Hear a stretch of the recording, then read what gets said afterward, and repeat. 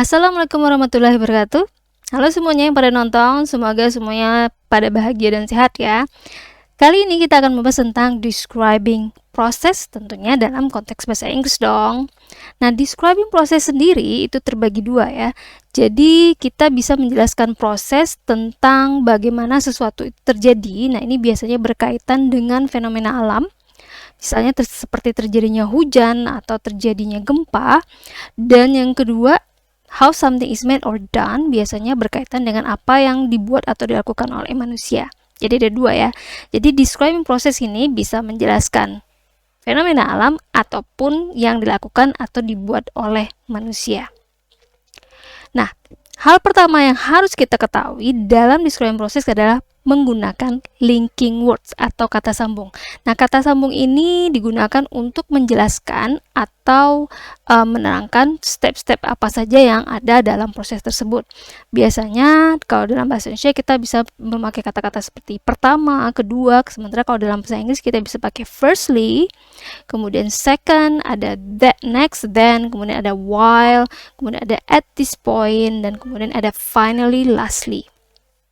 Nah, untuk menjelaskan proses awal dari suatu kejadian tersebut, kita bisa menggunakan kata-kata seperti firstly, first, initially, to begin with. Nah, contohnya seperti ini. Firstly, you need to heat the water, misalnya. Dan untuk kelanjutan dari proses ini, kita bisa memakai kata-kata seperti second, third, atau fourth, atau juga boleh pakai next, then, atau after that. Nah, disarankan kalau prosesnya terlalu panjang atau banyak, biasanya hanya memakai next, then, atau after that. Oke, second, third itu dianjurkan kalau prosesnya tidak terlalu banyak ya, karena akan kesulitan untuk mengingat ini proses yang keberapa. Nah, sebagai contoh, misalnya terlihat di sini memakai after dan then. Tapi itu optional, mau pakai second juga nggak masalah. Nah, yang ketiga, kita juga bisa pakai while, during, kemudian ada meanwhile untuk menjelaskan bahwa ada dua proses yang terjadi pada waktu bersamaan. Contohnya ini ketika si mie-nya direbus, kemudian kita tuang juga yang bumbunya dan juga diaduk sekalian. Nah, sementara untuk penekanan kita bisa pakai at this point atau gradually.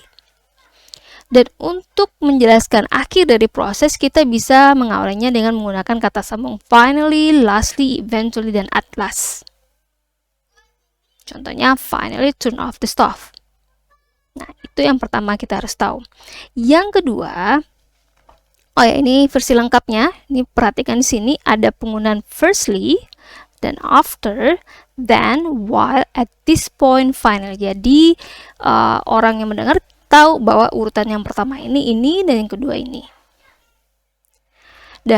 Dan yang kedua yang kita juga harus tahu adalah bahwa baik dalam menjelaskan how something happens atau how something is made or done, kita akan menggunakan tenses yang namanya simple present.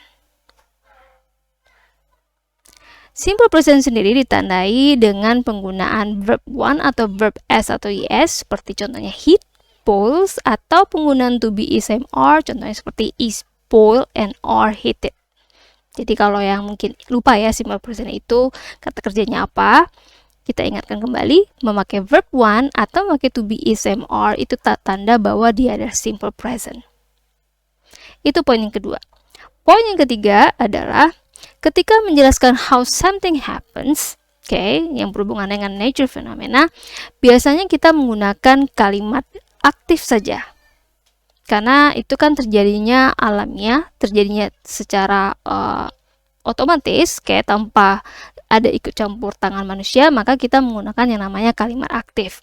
Sebagai contoh, misalnya kita menjelaskan life cycle of a frog, perhatikan di sini kata kerjanya di sini memakai bentuk pertama di mana kalimatnya aktif. Sudah ditandai merah di situ.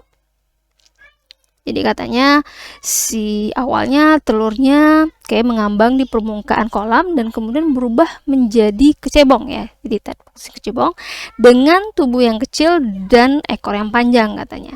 Nah, perhatikan di sini ini dominannya memang memakai kalimat aktif karena memang kalau menceritakan kejadian atau fenomena alam kita hanya memakai kalimat aktif saja.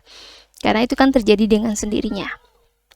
Sementara kalau kita menceritakan bagaimana sesuatu itu dibuat atau dilakukan yang berkaitan dengan apa yang dilakukan atau dibuat manusia, maka kita punya 3 pilihan bentuk kalimat yang bisa kita pakai dalam menerangkannya. Yang pertama, kita bisa memakai kalimat imperative sentence atau kalimat perintah kalau dalam bahasa Indonesia. Yang kedua, kalimat aktif. Yang ketiga, kalimat pasif atau kombinasi di antara ketiganya. Contohnya, yang imperative sentence biasanya ditandai dengan kata kerja di awal ya. Jadi langsung kita awali dengan kata kerja. Misalnya seperti put it in misalnya. Nah, sebagai contoh kita cerita bagaimana suatu jalan itu dibangun. First, katanya kita langsung awali dengan kata kerja remove, kemudian then level the ground, kemudian next spread a layer of gravel, kemudian finally katanya add the top layer. Jadi di sini langsung diawali oleh kata kerja bentuk pertama, jadi tanpa ada subjek.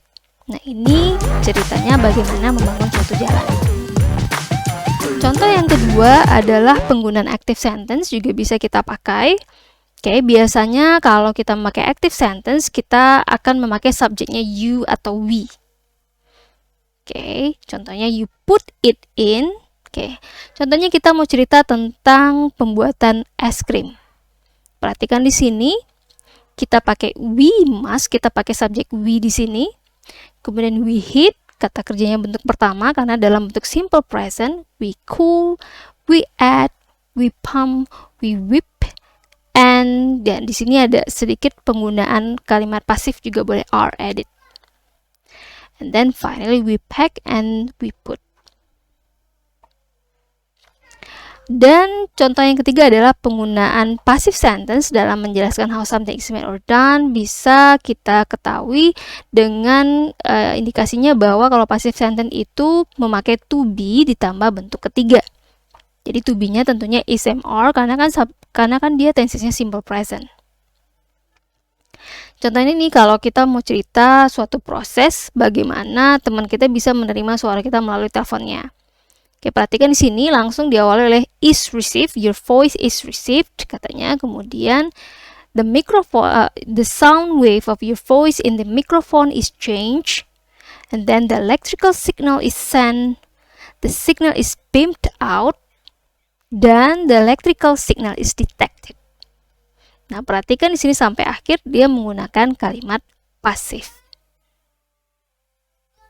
Oke, jadi ingat dalam describing proses yang pertama jangan lupa menggunakan linking word, kemudian tensesnya memakai simple present, dan bisa menggunakan kalimat imperative, active or passive sentence kalau kita nyeritain bagaimana sesuatu itu terjadi, bagaimana sesuatu itu dilakukan atau dibuat.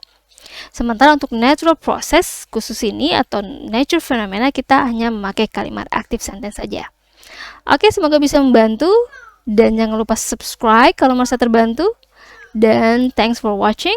Don't forget to subscribe, like, and comment. Bye-bye.